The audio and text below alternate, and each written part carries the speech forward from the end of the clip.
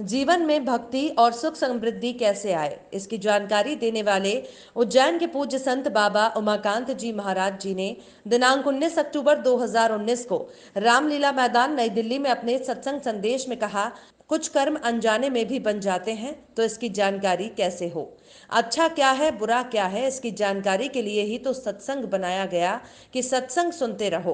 कैसे व्यवहार करना है, कैसे रहना है, पूजा इबादत कैसे हो कि भगवान अल्लाह खुश हो, इन सब की जानकारी सत्संग से ही मिलती है। कर्म बहुत से अनजान में भी आ जाते हैं। अब इसकी जानकारी कैसे हो कि अच्छा क्या है और बुरा क्या है, उसके लिए ही तो सत्संग बनाया गया कि सत्संग सुनते रहो तो हर तरह की जानकारी हो जाएगी कि कैसा रहन सहन बनाना चाहिए, कैसा व्यवहार विचार बनाना चाहिए, किस तरह से रहना चाहिए, किस तरह से पूजा इबादत करना चाहिए। क्यों?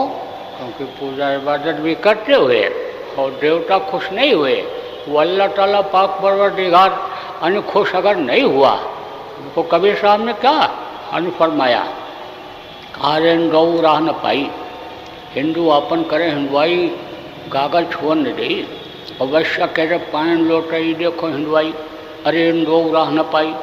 मुसलमान के पीर अवलिया मुर्गी मुर्गा खाई, और खाला केरी बेटी यहाँ घर में करें सगाई, हरे दो राह न पाई। उन्होंने कहा कि सब भूल और भ्रम में पड़े हुए हैं, इधर उधर भग रहे हैं। दुनिया ऐसी बावरी कि पत्थर पूजन जाए और घर की चक्की कोई न पूजे, जिसका पीसा खाए। उन्होंने कहा इधर उधर कहाँ भटक रहे हो, पेड़ और पौधे में कहाँ तुम अपना मत्था पटक रहे हो, मुझको कहाँ ढूंढो बंदे में तो तेरे पास में, कस्तूरी कुंडल बसे मृग ढूंढे बनमाई कहा गया। कबीर साहब ने कहा ज्यों तिलवा ही तेल है और ज्यों चकमक में आग, और तेरा साईं तुझ में जान सके सो जान।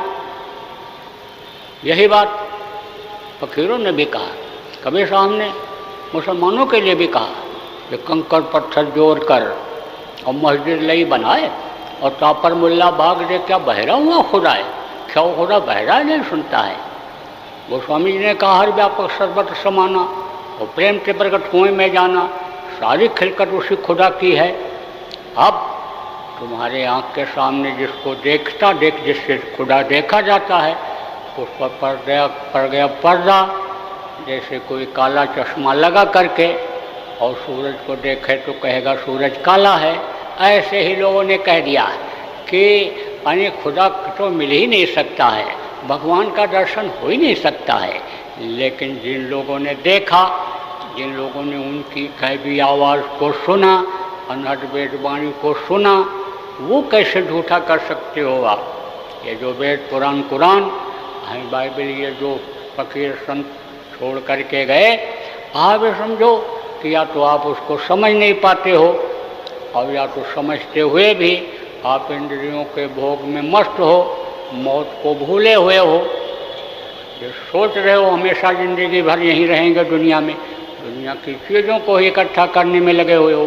तो उस समय पर लोग, यानी समझ लो, कुछ अपने जिस्म के लिए ही नहीं, रूह के लिए, यानी शरीर के लिए ही नहीं, अपनी आत्मा के लिए भी करते थे, आत्मा को जगाते थे।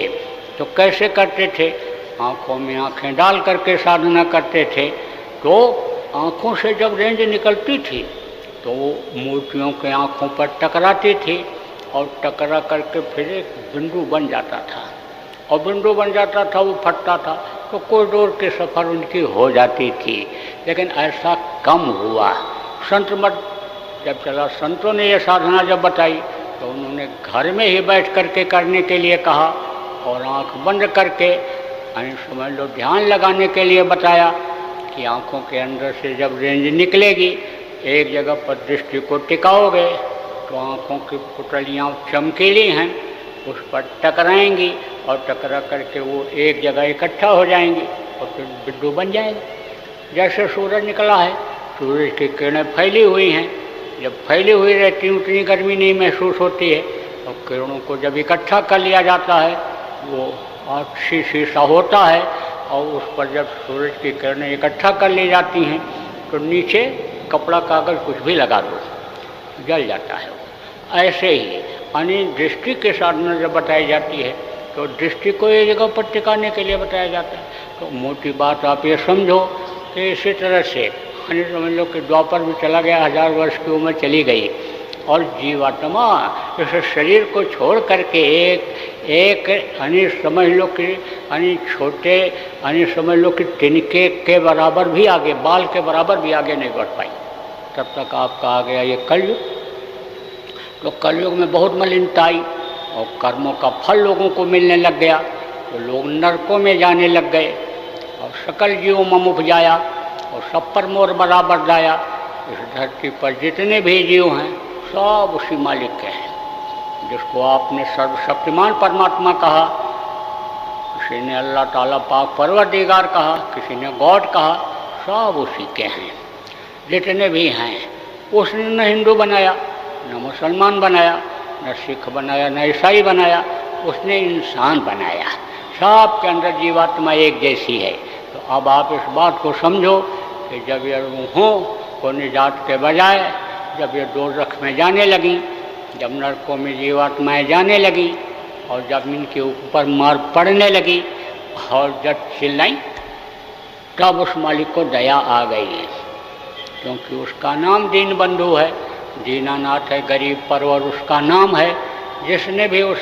जिसको भी उसने दीनता से यानी पुकारा, उसको वो मिला।